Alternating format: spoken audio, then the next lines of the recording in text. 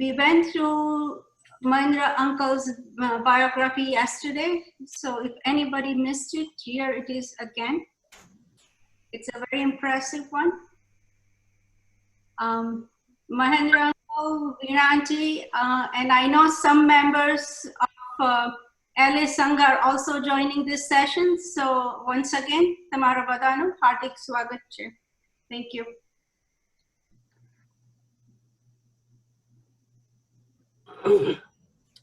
બધાને જય જિનેન્દ્ર. બોલો મહાવીર સ્વામી ભગવાન की જય. સૌથી પહેલા આપણે દેવ ગુરુ ધર્મને વંદના કરીએ.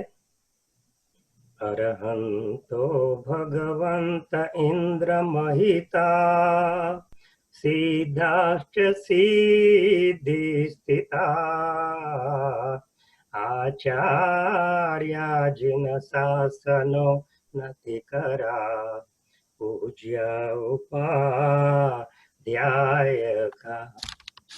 श्री सिद्धांत सुपाठका मुनिवरा रत्नत्रयाराधका पंचैते परमेष्ठिन प्रतिदिनं कुर्वन्तु वो मंगलम् कुर्वन्तु वो मंगलम्.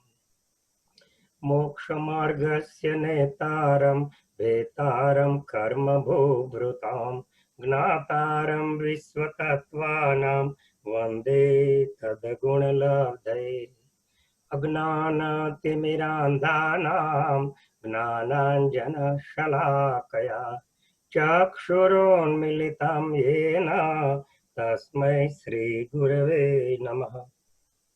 परात्पर गुरुवे नमः. परंपराचार्य गुरुवे नमः. परम गुरुवे नमः. साक्षात् प्रत्यक्ष सद्गुरुवे नमो नमः. ध्यान मूलम गुरु मूर्ति पूजा मूलम गुरु पदम मंत्र मूलम गुरु वाक्यम मोक्ष मूलम गुरु कृपा महादेव्या कुक्षिरत्नम शब्दजीतरवात्मजम् राजचन्द्रमहं वन्दे तत्त्वलोचनदायकं प्रभु तत्त्वलोचनदायकम्. मंगलमय मंगलकरान् वीतराग विघ्नान् नमो ताहि जाते भये अरिहंतादिमहा. मारा अनंत उपकारी कोबाना पूज्य श्री आत्मानंदजी, धरमपुरना पूज्य राकेशभाई झवेरी અને પાલડી અમદાવાદના પૂજ્ય સુનંદાબેન વોરાને હું અંતરથી સવિનય વંદન કરું છું અને તેમના ઉપકારનું વેદન કરું છું. આપ સૌને મારા જય જિનેન્દ્ર, જય પ્રભુ, જય સદગુરુ વંદન. આજના સ્વાધ્યાયના આયોજન માટે હું કર્ણાટક જૈન સંઘ, તેના પ્રમુખ દીપાલીબેન અને બીજા સભ્યો ડુસ બેન ગાંધી અને લોસ એન્જલસના હિનાબેન ધામીનો હું ખૂબ આભાર માનું છું. આજનો આપણો વિષય છે નવકાર અને ભક્તામરનો મહિમા.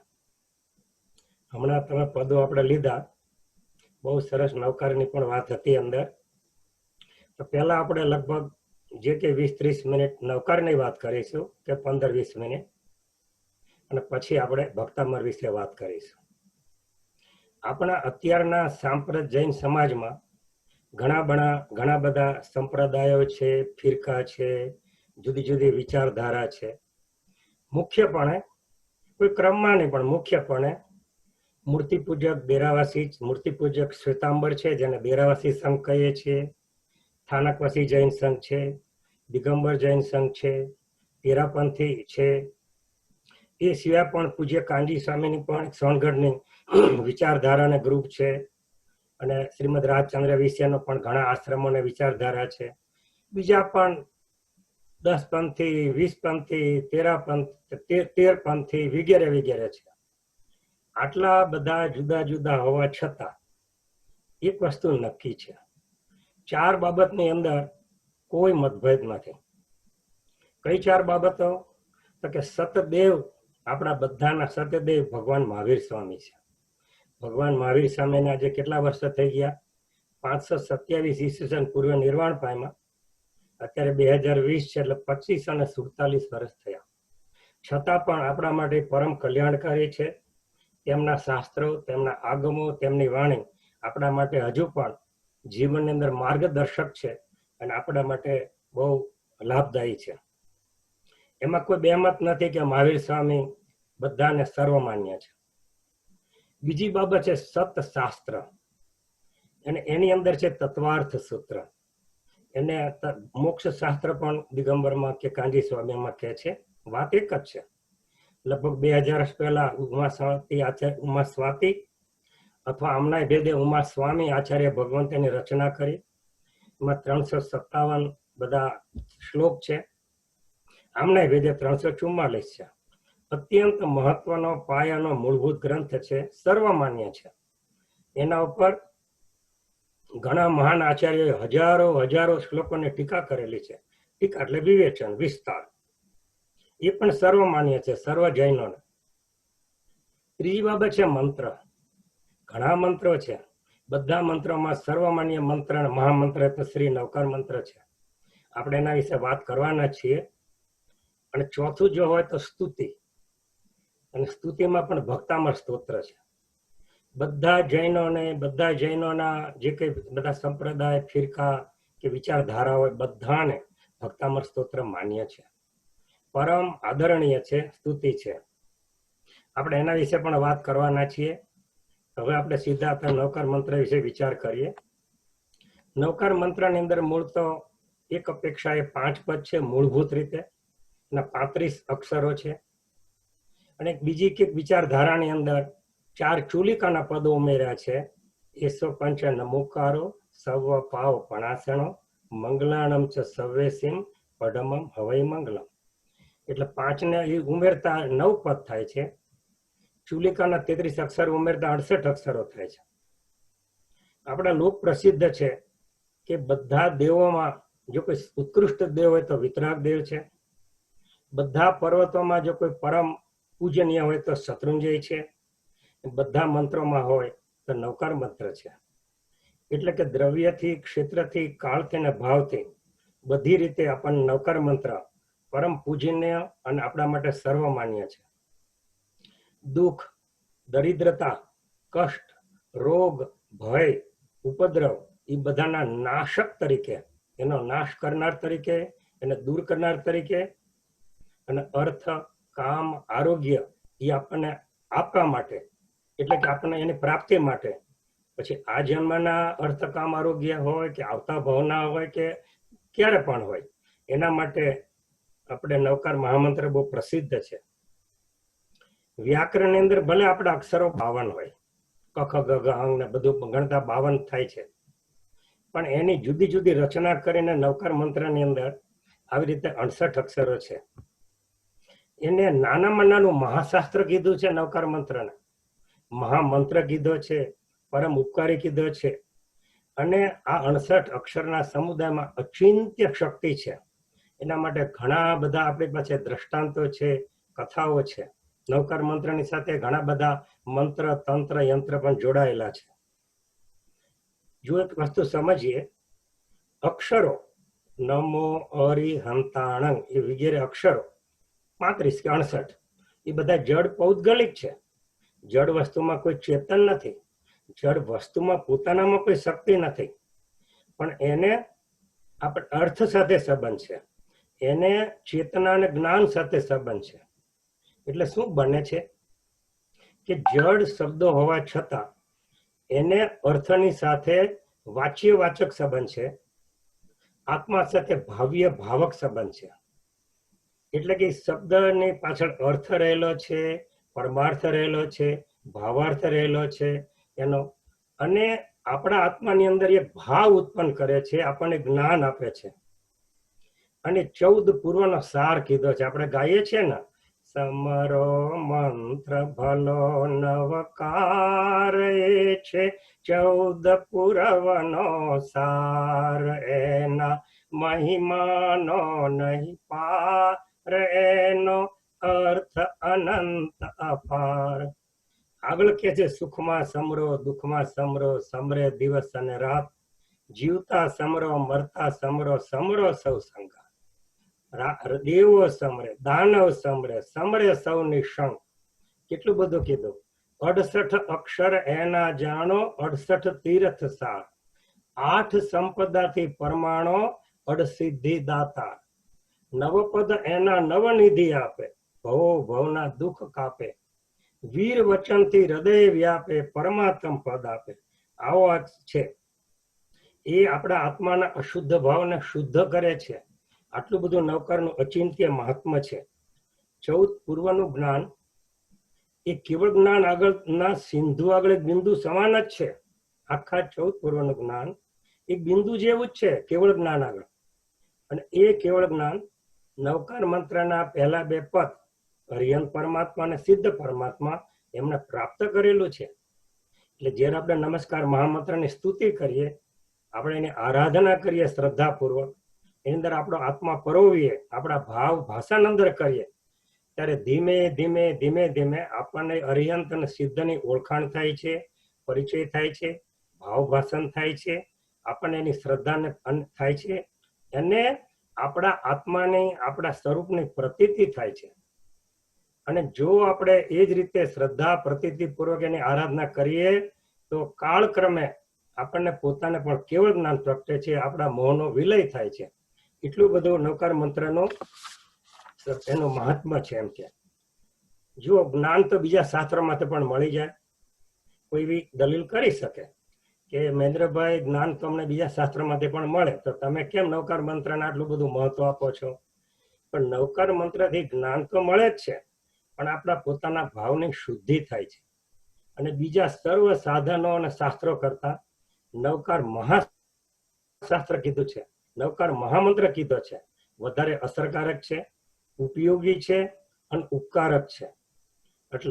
એટલે આ એનો સંક્ષિપ્ત રીતે આપણે કહીએ તો નવકાર મંત્ર બહુ ટૂંકું ને ટચ છે.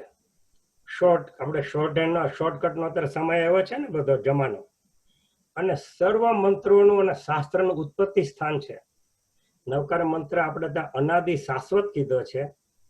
કોઈ વિદ્વાનોના મતે ગણધર ભગવંતો રચેલો છે, પણ અનાદિ શાશ્વત છે આપણા માટે. અને સર્વ દેશ કાળ અને જૈન સંઘનો એ પ્રાણ ગણે છે. સર્વ સંપ્રદાયની અંદર સવારે ઉઠતી વખતે, રાત્રે સૂતી વખતે, કોઈ પણ પ્રસંગો વખતે, જમતા પહેલા, એમ દિવસ આખામાં અનેક વાર નવકાર મંત્રનું સ્મરણ કરવામાં આવે છે. એની રોજ આપણે માળા ગણવામાં આવે છે. આપણા લાખો જૈનો રોજની માળા અને સ્મરણ કરતા રોજના કરોડો નવકાર મંત્ર ગણીએ છીએ. નવકાર ગણવાની અંદર શબ્દ, અર્થ, ભાવ, પરમાર્થ, વેદન, ભાવ ભાષણ, અનુભૂતિ, એમ એકથી ચડિયાતી એની શ્રેણી છે. આવો નવકાર મંત્ર એનું મહાત્મા અપૂર્વ છે. એના પાયાની અંદર એક વસ્તુ રહેલી છે. વ્યવહારથી બાહ્ય રીતે એ દ્રવ્ય નમસ્કાર છે. આપણે પંચ પરમેષ્ઠીને નમસ્કાર કરીએ છીએ. શ્રી અરિહંત, શ્રી સિદ્ધ, શ્રી આચાર્ય, શ્રી ઉપાધ્યાય અને શ્રી સાધુ સાધી ભગવંતો, એને આપણે બહારથી પહેલા દ્રવ્ય નમસ્કાર કરીએ, નામ નમસ્કાર કરીએ, દ્વૈત નમસ્કાર કરીએ. દ્વૈત એટલે જોડકો. અરિહંત, સિદ્ધ અને આચાર્ય, સાધુ સાધ્ય અને ઉપાધ્યાય આપણાથી જુદા ગણીને આપણે નમસ્કાર કરીએ. અને વ્યવહાર નમસ્કાર, એમ નમસ્કાર કરતા કરતા કરતા કરતા કરતા જ્યારે આપણી શ્રદ્ધા દ્રઢ થાય, આપણા ભાવનું ભાષણ થાય, જ્યારે આપણે ખરેખર આપણો અંદર પ્રાણ રેડીએ, ત્યારે ભાવ નમસ્કાર બને છે, પરમાર્થ નમસ્કાર બને છે, નિશ્ચય નમસ્કાર બને છે, અને છેવટે અદ્વૈત નમસ્કાર બને છે. આપણે પણ એમના જેવા થઈ જઈએ છીએ. એમ કે જો એક આપણે સ્થાનકવાસી સમાજ અને દિગંબર સમાજમાં નવકારના 5 પદ છે, પણ મૂર્તિ પૂજક જેને દેરાવાસી સંખ્યા છે શ્વેતાંબર, અંદર 68 અક્ષરો છે, 9 પદ છે. એનો કોઈ વાંધો નથી. કોઈ પણ મંત્રની અંદર હંમેશા એક અનુબંધ ચતુષ્ટય છે. એટલે 4 બાબતો હોય એની અંદર.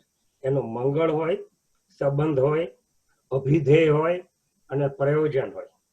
એ મંગલકારી હોય, એનો શું સંબંધ છે બોલનારા પ્રત્યે અને બધા જીવો પ્રત્યે, એનો અભિધેય આધાર શું છે, અને એનું પ્રયોજન શું છે. તો નવકારના પહેલા જે 5 નમસ્કાર છે એની અંદર મંગળ છે, સંબંધ છે, અભિધેય છે, પણ પ્રયોજન હજી નથી. ગર્ભિત રીતે હશે, અધિયાર જેને કહેવામાં આવે છે, પણ જે પાછળના 4 પછીના ચુલિકા કહેવામાં આવે છે, એ ચુલિકાના 33 અક્ષરો અને 4 પદોની અંદર પ્રયોજન આપવામાં આવ્યું છે. એ ચુલિકાના 4 પદની અંદર પહેલા 2 પદની અંદર એમ કે એવું આપવામાં આવ્યું છે કે આપણું પ્રયોજન શું છે. શું કીધું છે? કે એસો પંચ નમુકારો સવ પાવપણાસણો. આ પંચ પરમેશ્વર નમસ્કાર કરવાથી આપણા સર્વ પ્રકારના પાપનો નાશ થાય છે. ભૂત, ભાવિ ને વર્તમાન પાપો, જાણતા ને અજાણતા, મન વચન કાયાએ, એમ જે કંઈ પાપ વિભાવ નાશ થાય છે. અત્યારે આપણે બહુ વિશેષમાં નથી જતા, પણ વર્તમાનમાં આપણે જ્યારે ભગવાનનું નવકાર મંત્રનું સ્મરણ કરીએ ત્યારે વર્તમાન પાપ તો આપણે દૂર થઈ ગયા. આપણે પંચ પરમેશ્વર નમસ્કાર કરીને આપણા ભાવનો અંદર આરોપણ કરીએ ત્યારે આપણા ભૂતકાળના પાપોનો પણ પ્રાયશ્ચિત રૂપે એનો નાશ થઈ જાય.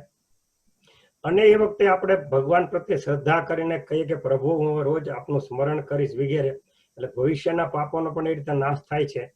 એટલે આ તો આપણે બહુ ટૂંકમાં બધું લઈએ છીએ. અને ચુલિકાની અંદર પછીના 2 પદ એની અંદર એનું ફળ છે. મંગલાણમ ચ સવેસેમ પડમમ હવૈ મંગલમ. સર્વ મંગલોની અંદર સર્વ મંગલ, સર્વ કલ્યાણની અંદર આ ઉત્કૃષ્ટ મંગલ છે. ગઈકાલે આપણે કીધું હતું 10 વૈકાલિકમાં, ધમો મંગલ મુક્તિટામ અહિંસા સંજમો તવો.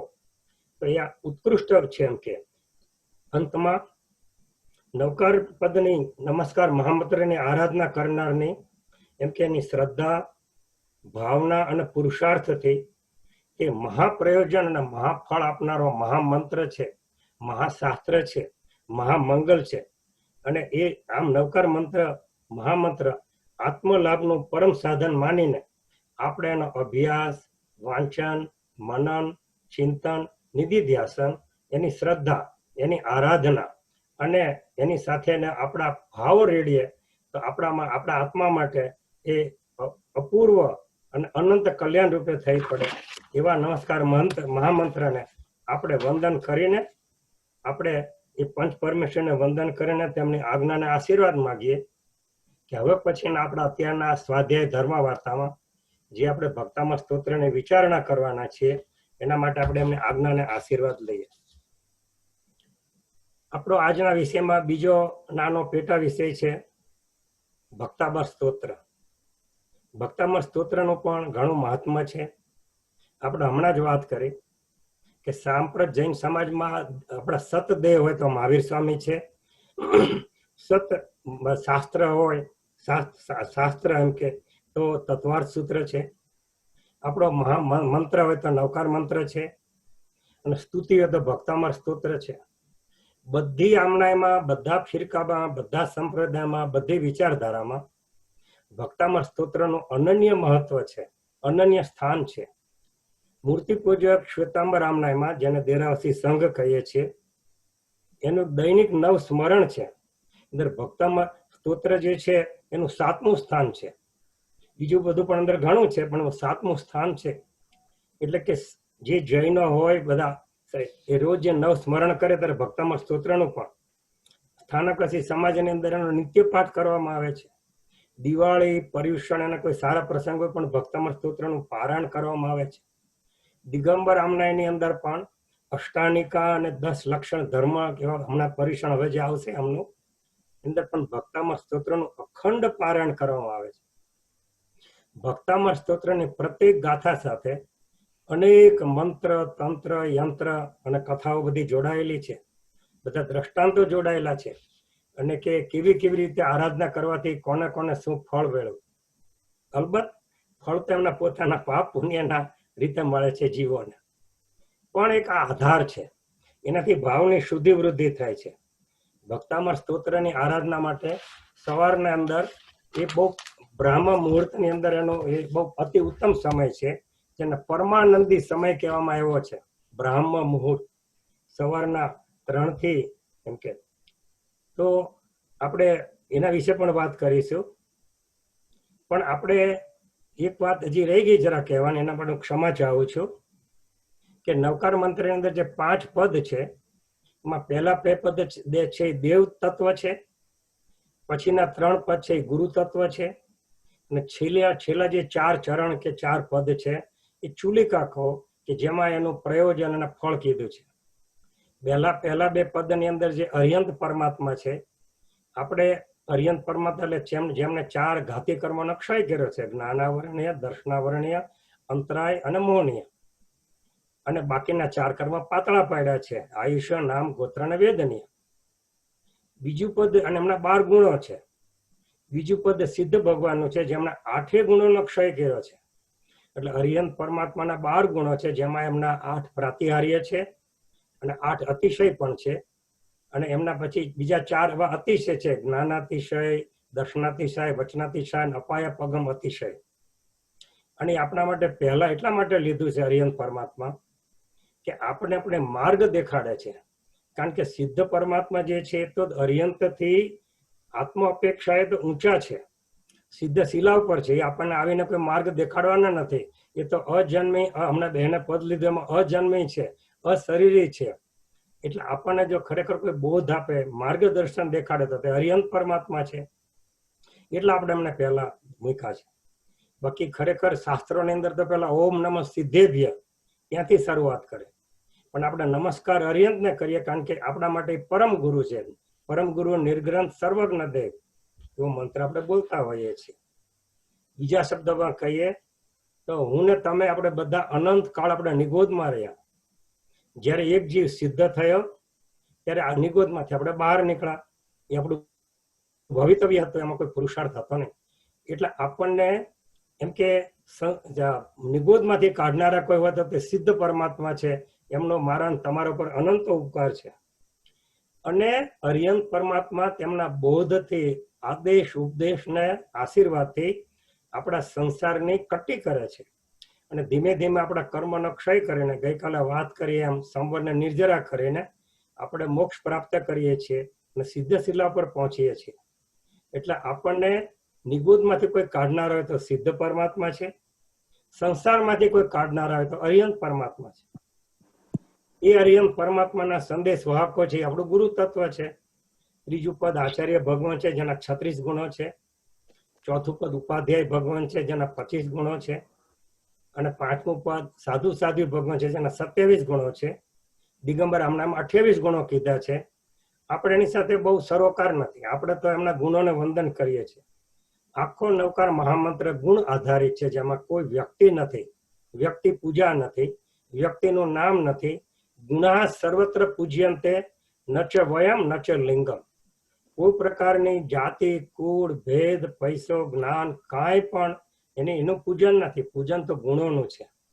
અને એક અપેક્ષાએ સિદ્ધાંતથી આચાર્ય, ઉપાધ્યાય અને સાધુમાં કોઈ ફરક કે તફાવત નથી. ત્રણેય પંચ મહાવ્રતધારી છે. પણ એક વ્યવસ્થા માટે આચાર્ય સંઘનું સંચાલન કરે છે, ઉપાધ્યાય ભગવાન બધાને ભણાવે છે, બધા આગમો, અને સાધુ ભગવંતો પોતે મૌનપણે આરાધન કરીને આપણને પોતાને પણ ઉપદેશ આદેશ આપે છે. આવી રીતે છે. અને એનો આપણે જેટલો ઉપકાર માનીએ એટલો ઓછો છે. એટલે આવી રીતે નમસ્કાર મહામંત્રનું ખૂબ મહત્વ છે. આપણા પર એમનો અનંત ઉપકાર છે, અને એમનું સ્મરણ આપણે 24 કલાક આપણા જીવનની અંદર કરવું જોઈએ. તો એ જ આપણા કલ્યાણનું કારણ છે. આપણે ભક્તામળની વાત કરતા હતા, એટલે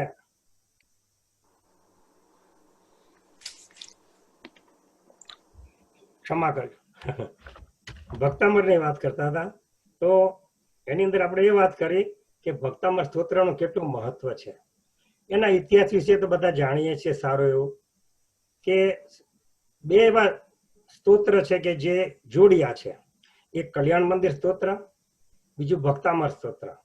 કલ્યાણ મંદિર સ્તોત્રની રચના આજથી લગભગ 2000 વર્ષ પૂર્વે વિક્રમ રાજાના સમયમાં ઉજ્જૈની નગરીમાં થઈ હતી. જે અત્યારે વિક્રમ સંવત 2076 ચાલે છે. વિક્રમાદિત્ય રાજા વીર વિક્રમના સમયથી ચાલુ થયું છે. એ વખતે આ એમ કે સિદ્ધસેન દિવાકર સુરીજીએ કલ્યાણ મંદિર સ્તોત્રની રચના કરેલી. એ પાર્શ્વનાથ ભગવાનનું સ્તોત્ર છે. અંદર 44 ગાથાઓ છે. અત્યંત પ્રભાવશાળી છે, ચમત્કારી છે, અને ખૂબ મધુર ભાવ અને ભાષા લાલિત્યથી ભરપૂર છે. એ પછી લગભગ 300 વર્ષ પછી એ જ ઉજ્જૈનીમાં, જેનું બીજું નામ છે ધારાનગરી, અંદર ભોજ રાજા રાજ કરતા હતા. અને કલ્યાણ મંદિર પછી લગભગ 300 વર્ષ એટલે 3જી સદીમાં આશરે. તો એ વખતે એમના દરબારની અંદર બાણ, મયુર, બધા ઘણા વિદ્વાનો પંડિતો હતા. અને એક વખત એમના દરબારમાં એ લોકોએ ઘણી બધી એમના ધર્મની બધી બહુ વખાણ કર્યા, થોડા ચમત્કાર દેખાડ્યા. એટલે સભાની અંદર એક જૈન પંડિત હતા, ધનંજય પંડિત. એમણે કહ્યું કે જૈન ધર્મના પણ ઘણું મહાત્મ્ય છે, આચાર્ય ભગવંતો પાસે ઘણી રિદ્ધિ સિદ્ધિ છે. અને એમણે પછી એ જ વખતે ત્યાં માનતુંગ સુરીજી બિરાજતા હતા ઉજ્જૈનીમાં. એમને જઈને વિનંતી કરી કે આપ પધારો અને ધર્મની પ્રભાવના કરો. આ માનતુંગાચાર્ય પધાર્યા સભામાં અને પછી રાજાને કહ્યું કે જુઓ, અમારા વિતરાગદેવ કોઈ ચમત્કાર નમસ કશું છે નહીં, એ તો વિતરાગ સર્વજ્ઞ છે. અને એમના શાસનદેવ હંમેશા ચમત્કાર કરે, જેથી શાસન અને ધર્મની પ્રભાવના થાય. અને પછી આચાર્ય માનતુંગ સુરીજીની સૂચના પ્રમાણે એમણે 48 તાળાવાળી બેડીઓથી એક અંધારી કોટડીમાં પૂરીને બહાર ચોકી પહેરો રાખ્યો. અને આચાર્ય માનતુંગ સુરીજીએ 3 દિવસનો અઠમ કર્યો, જે આપણું એક શ્રાવકનું કર્તવ્ય છે. પર્યુષણમાં આપણા 5 કર્તવ્ય છે. પર્યુષણમાં અમારી કર્તવ્ય છે, અઠમ તપનું કર્તવ્ય છે, ક્ષમાપના કર્તવ્ય છે, સાધર્મિક વાત્સલ્ય છે, ચૈત્ય પરિપાટી છે. અઠમ તપ કર્યા પછી એમણે ઋષભદેવ ભગવાનને પરમ વિનય ભક્તિથી એક પછી એક એમના સ્તુતિની રચના કરી અને એક એક ગાથાથી એમનું તાળું તૂટતું ગયું. 48 ગાથાનો સ્તવન છે, સ્તોત્ર છે. અને છેલ્લે પૂરેપૂરી બધું તૂટી જતા પોતે બધી બેડીઓ ખુલી ગઈ અને પોતે બહાર આવ્યા. રાજા, દરબારીઓ અને પ્રજાને પગે પડ્યા અને જૈન ધર્મનો જય જયકાર થયો. એવી પણ કેટલીક કથા છે કે રાજા ભોજે એમને બોલાવવા મોકલા અને માનતુંગ સુરીજી તો સામાયિકમાં હતા એટલે ન આવ્યા, કોઈ જવાબ ન આપ્યો. એટલે રાજા વાજાને વાંદરા, એટલે એમણે ગુસ્સે થઈને આચાર્યને ત્યાં પકડી બોલાવી મંગાવ્યા અને પૂરી દીધા જેલમાં 48 બેડીઓ સાથે, તાળા સાથે. કે હવે જો તમારામાં જૈન ધર્મનું મહત્વ, ચમત્કાર કે કોઈ રિદ્ધિ સિદ્ધિ હોય તો દેખાડો. અને પછી પાછું એમણે એ જ રીતે સ્તુતિ કરીને આવું કર્યું. કહેવાનું એમ છે, કદાચ કોઈ પ્રસંગ, કોઈ સમય, એ બધું વિદ્વાનોની અંદર થોડો ફેરફાર હોય, આપણે એની સાથે બહુ ઓલું નથી. આખું ભક્તાવાર સ્તોત્ર, એમાં 48 ગાથાઓ છે. એમાં પણ આમનાય ભેદ છે. સ્થાનકવાસી અને દિગંબરની અંદર 48 ગાથાઓ છે. મૂર્તિ પૂજક શ્વેતાંબર દેરાવાસી સંઘની અંદર 44 ગાથાઓ છે. અંદર ભગવાનના જે 8 પ્રાતિહાર્યો છે, એ છેલ્લા 4 પ્રાતિહાર્યોને અમને લોપ કરેલો છે, એટલે 44 ગાથા છે. કહેવાય છે કે મૂળભૂત રીતે ભક્તામણ સ્તોત્રમાં 52 ગાથાઓ હતી. એટલું બધું ચમત્કારિક છે કે એની સ્તુતિ કરતા શાસનદેવ પોતે હાજર થતા અને જે કોઈ તકલીફ હોય, ઉપસર્ગ હોય, દૂર કરતા. ઘણા વર્ષો પહેલાની વાત છે આ બધી, 1700. પછી એવું થયું, દેશકાળ બધા વિપરીત થતા ગયા અને શ્રાવકો અને બધા જે કોઈ પછી પોતાના અંગત સ્વાર્થ માટે પણ ભક્તામણનો આવી સ્તુતિ કરીને શાસનદેવને બોલાવીને સાંસારિક કાર્યો માટે એમને બોલાવવા લાગ્યા. એટલે આચાર્ય ભગવંતે 4 અગત્યની ગાથાઓ લોપ કરી દીધી. એટલે 52 માંથી 48 રહી. આમાં પણ થોડુંક કોઈક આચાર્ય કહે છે કે આમ હતું અને કોઈ કહે છે કે નહોતું.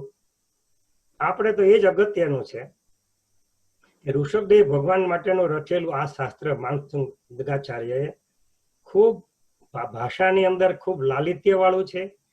48 માંથી 35 ગાથાની અંદર સુંદર ઉપમા અલંકાર આપેલા છે. ઘણું ચમત્કારી છે, પ્રભાવક છે અને એટલું બધું આપણને એનો આત્મલાભ થાય એવું છે. અને આપણે એનું પારાયણ કરવાથી આપણા આત્માનું ઘણું કલ્યાણ થાય એવું છે. આ એક ભક્તિ સ્તોત્ર છે. ભગવાન શ્રી કૃષ્ણે ગીતાજીમાં જ્ઞાન યોગની વાત કરી, કર્મયોગ, નિષ્કામ કર્મયોગની વાત કરી, ભક્તિ યોગની વાત કરી. તો આ ભક્તિ શાસ્ત્ર છે. પણ ભક્તિ શાસ્ત્ર છે તો પણ એમાં જ્ઞાન ને અધ્યાત્મ તો છે જ. આખા ભક્તામણ સ્તોત્રમાં એક જ જગ્યાએ એવું આવે છે કે પ્રથમમ જીનેન્દ્રમ, બીજી ગાથામાં. એના ઉપરથી આપણે એવું અનુમાન કરીએ છીએ કે આ ઋષભદેવ ભગવાનનું સ્તોત્ર છે. બીજી કોઈ ગાથામાં નથી અને ક્યાં ઋષભદેવ ભગવાનનું પોતાનું ક્યાંય નામ નથી. આમ જુઓ તો ભક્તામર સ્તોત્ર કોઈ પણ તીર્થંકરના માટે લાગુ પડે એવું છે, કોઈ પણ શુદ્ધાત્મા માટે. તો આ એક જીન ભક્તિનું સ્વરૂપ છે. આપણા જૈનાચાર્યો હેમચંદ્રાચાર્ય છે, જીન પ્રભસુરી છે, વાઘ ભટ્ટાલંકાર છે, આશાધરજી છે, બધાએ તેના ખૂબ ખૂબ વખાણ કર્યા છે, એનું અનુસંધાન આપ્યું છે. પણ ઘણા બધા જૈનેતર ગ્રંથો, શાસ્ત્રો અને આચાર્યો અને વિદ્વાનોએ પણ એની અંદર ખૂબ પ્રશંસા કરી છે. ભક્તામર સ્તોત્ર સંસ્કૃત ભાષામાં લખાયેલું છે. એનો ગુજરાતી ભાવ અનુવાદ દામજી સામજી આપણા કચ્છી ભાઈએ કરેલો છે મુંબઈમાં, અને એમને મંદાક્રાંતા રાગમાં કરેલો છે. ભક્તામરની 48 ગાથાઓ વસંત તિલકા છંદમાં છે. બહુ સુંદર રાગ છે, બહુ મીઠો છે. એને મધુ માધવી પણ નામ કહેવામાં આવે છે. અને જે દામજીભાઈએ કર્યું છે એ પણ એ મંદાક્રાંતા છે. આપણે કલાપીએ મંદાક્રાંતિની બધી ઘણું જાણીતું કર્યું છે. રે પસ્તાવો વિપુલ ઝરણથી, વિપુલ ઝરણું સ્વર્ગથી ઉતર્યું છે, એ બધું મંદાક્રાંતા રાગ. વસંત તિલકા રાગ એટલે ભક્તામર પ્રણત મૌલિ મણિ પ્રભાણ મુદ્યોતકમ દલિત પાપ તમો વિતાનમ, એ વસંત તિલકા રાગ. હવે આ બધા સ્તોત્રની અંદર પહેલા શબ્દ ઉપરથી ઘણી વખત એનું નામ લે. જેમ કે આપણું લોગસ સૂત્ર છે, તો આપણે લોગસ કેવી રીતે કીધું? પહેલો શબ્દ લોગસ છે. કલ્યાણ મંદિર સ્તોત્રને કેમ કલ્યાણ મંદિર કીધું? કે કલ્યાણ, પહેલો શબ્દ કલ્યાણ છે. ભક્તામર સ્તોત્રમાં પહેલો શબ્દ ભક્તામર છે. નમોથોણંગમાં પહેલો શબ્દ નમોથોણંગ છે. વંદિતુ સૂત્રમાં પહેલો શબ્દ વંદિતુ છે. દેવાગમ સ્તોત્રમાં પહેલો શબ્દ દેવાગમ છે. સ્વયંભૂ સ્તોત્રમાં પહેલો શબ્દ સ્વયંભૂ છે. એવી રીતે એનું નામ ભક્તામર થઈ ગયું પ્રચલિત. અથવા ભક્તામર એટલે ભક્ત અમર, ભક્તને અમર કરનારું સ્તોત્ર. એટલે અમર કેવી રીતે કરે? કે વ્યવહારથી તો ઠીક છે કે સ્તુતિ કરો તમે, પછી દેવ ગતિમાં જાઓ અને ત્યાંના આયુષ્ય બધા સાગરોપમાં હોય છે, એટલે આપણા માટે અમર થઈ ગયા, એ અપેક્ષા પણ ખરી. પણ નિશ્ચયથી વાસ્તવિક રીતે ખરેખર આ સ્તોત્ર એનો જો ભાવાર્થ અધ્યાત્મ આપણે બરાબર જીવનમાં આત્મામાં ઉતાર્યો હોય તો આપણા આત્માનું કલ્યાણ થઈને પરંપરાએ મોક્ષ થાય, અને એ સાચું અમરત્વ છે. એવું આ ભક્તામર સ્તોત્ર. દરેક ગાથાની અંદર 4 લાઈનો છે, જેને ચરણ કહેવામાં આવે છે. એક એક ચરણની અંદર 14 અક્ષરો છે. 7 લઘુ અક્ષર અને 7 ગુરુ અક્ષર. એ 14 અક્ષરો એને 14 રાજલોક અને આપણા 14 ગુણસ્થાનક સાથે આચાર્યોએ એનો સંબંધ જોડ્યો છે. એમ કે એટલે આ એક અત્યંત પ્રભાવશાળી, ઉત્કૃષ્ટ, ભાષાની રીતે અત્યંત સમૃદ્ધ સંસ્કૃત સ્તોત્ર છે, કે જે આપણા જૈન સમાજની અંદર અત્યંત પ્રભાવશાળી છે, પ્રચલિત છે અને લોકપ્રિય છે. અને આ એક ભક્તિ જ છે. એટલે શ્રીમદ રાજચંદ્રજી કહે છે કે ઘણા પ્રકારથી મનન કરતા અમારો દ્રઢ નિર્ધાર છે કે ભક્તિ એ સર્વોપરી માર્ગ છે. આગળ કહે છે પરમ કૃપાળુદેવ કે ભક્તિ એ સર્વોત્કૃષ્ટ માર્ગ છે. ભક્તિથી અહંકાર મટે, ભક્તિથી સ્વચ્છંદ મટે, સીધા માર્ગે ચાલ્યું જવાય, એવો આ ભક્તિ માર્ગ શ્રેષ્ઠ છે. એ ભક્તિ માર્ગ. અને જો ઘણી ગાથાઓ તો એટલી બધી સુંદર છે કે વાત પૂછવામાં. આપણે અત્યારે એવું જોવું છે કે આ ભક્તામર સ્તોત્રની અંદર કૌશલ્યપૂર્ણ સ્તુતિ છે, ઉપમા અને અલંકાર છે, બધા સમાસ છે, અને એની અંદર ખૂબ બધો કલાત્મક પ્રયોગ કરવામાં આવ્યો છે. કે એવા ઉદાહરણો અને દ્રષ્ટાંતો લીધા છે કે આપણે કદાચ થોડાક આપણે જોઈશું તો આપણને ખબર પડશે. આપણે થોડીક ગાથાઓ લઈશું, પણ એ લેતા પહેલા આપણે જોઈએ કે એનો ક્રમ શું છે. ક્ષમા કરી. જો 48 ગાથા છે. પહેલી જે ગાથા, પહેલી 1 અને 2 ગાથાની અંદર મંગળાચરણ છે. કે મંગળાચરણ એટલે શું? કે આપણે એને વંદન કરીએ છીએ, હા, ભગવાનને. એટલે આપણે અત્યારે પહેલી મંગળાચરણ આપણે લઈશું. ભક્તામર પ્રણત મૌલિ મણિ પ્રભાણ મુદ્યોતકમ દલિત પાપ તમો વિતાનમ સમ્યક પ્રણમ્ય જિનપા દયુગમ યુગાદ વાલંબનમ ભવજલે પતતામ જનાનામ. ય સંસ્તુત સકલવા મય તત્વબોધ દુદભૂત બુદ્ધિ પટુભી સુરલોકનાથૈ સ્તોત્રૈ જગત્રિતય ચિત્ત હરૈરુદારે તોસે કિલાહમપિતમ પ્રથમમ જીનેન્દ્રમ. એટલે એ ગાથાની અંદર કે છે કે પ્રભુ આપ મંગળ સ્વરૂપ છો, આપને સ્તુતિ કરી, તમે અમારા માટે આલંબન રૂપ છો ભવ સમુદ્રમાં અમે ડૂબતા અમારા જેવા જીવો માટે. અને બીજી ગાથામાં કે છે કે દેવોના ગુરુ બૃહસ્પતિ પણ તમારું વર્ણન ન કરી શક્યા તો હું કરનારો કોણ, એમ કે છે. એમ પહેલી અને બીજી ગાથામાં પણ છતાં પણ હું આપની સ્તુતિ કરીશ. એમ પહેલી અને બીજી ગાથામાં મંગળાચરણ છે, વંદના છે. અને આપણે હમણાં ઓલા ચતુષ્ટયની વાત કરી એમ એની અંદર મંગલ, અભિધેય, પ્રયોજન બધું છે અંદર. ત્યાર પછીની ગાથા 3 થી 6 માં આચાર્ય માંગતુંગ સુરુજી જે મહાસમર્થ આચાર્ય હતા, વિદ્વાન હતા, પ્રકાંડ વિદ્વાન હતા, અનેક ભાષાઓ અને શાસ્ત્રોના જાણકાર હતા, જૈન ધર્મ અને હિન્દુ ધર્મના પણ વિશિષ્ટ વિદ્વાન હતા. એ અત્યંત પોતાની લઘુતા દેખાડે છે અને એ યથાર્થ છે, કારણ કે ભગવાન આગળ તો આપણે બધા લઘુ જ છીએ. તો ગાથા 3, 4, 5 અને 6 ની અંદર પોતાની લઘુતા દેખાડે છે. ગાથા 3 ની અંદરથી કહે છે કે બુદ્ધ્યા વિનાપી વિબુધાર્ચિત પાદ પીઠ સ્તુતુમ સમુત્યત તત્ર વિગતત્ર પોહમ બાલમ વિહાય જલ સંસ્થિત બિંદુ બિંબમ અન્ય ક ઈચ્છતિ જન સહસા ગ્રહિતો. કે જેમ પાણીમાં કોઈ ચંદ્રનું પ્રતિબિંબ હોય એને પકડવા માટે બાળક સિવાય કોણ ચેષ્ટા કરે? બાળક અબુદ્ધ છે, નિર્દોષ છે. એવી જ રીતે હું અબુદ્ધ છું અને છતાં તમારી સ્તુતિ કરવા માટે હું ચેષ્ટા કરું છું. પોતાની લઘુતા દેખાડે છે. ચોથી ગાથાની અંદર કહે છે કે પ્રભુ આપના ગુણો તો મહાસમુદ્ર જેવા છે. એ સમુદ્ર અને જેમ મહાસમુદ્રની અંદર કોઈ ખાલી પોતાના હાથે કોઈ સાધન વિના તરવાના માટે સમર્થ નથી. એટલે વક્તોમ ગુણાન ગુણ સમુદ્ર શશાંક કાંતાન કસ્તે ક્ષમ સુર ગુરુ પ્રતિમોપી બુદ્ધ્યા કલ્પાંત કાલ પવનો ધતનક્ર ચક્રમ કોવાતરી તુમલ બુંબ નિધિમ ભુજાભ્યામ. તો આની અંદર કોણ તરી શકે, છતાં મેં બીડું ઝડપું છે આપની સ્તુતિ કરવાનું, એ પોતાની લઘુતા દેખાડે છે.